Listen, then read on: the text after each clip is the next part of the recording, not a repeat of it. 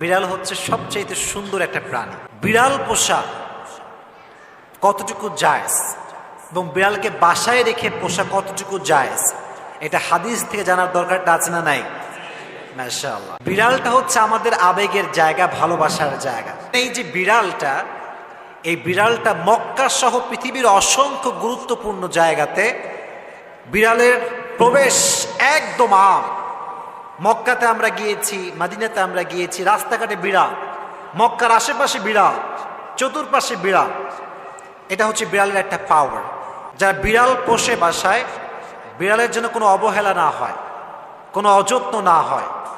বিড়াল যখন খাওয়ার প্রয়োজন খাবার দিতে হবে, তার যত্নের প্রয়োজন যত্ন করতে হবে, ঘুমানোর জায়গা দরকার, তাই ঘুমানোর জায়গা দেওয়ার দরকারটা আছে না নাই? তাকে যত্ন করতে হবে।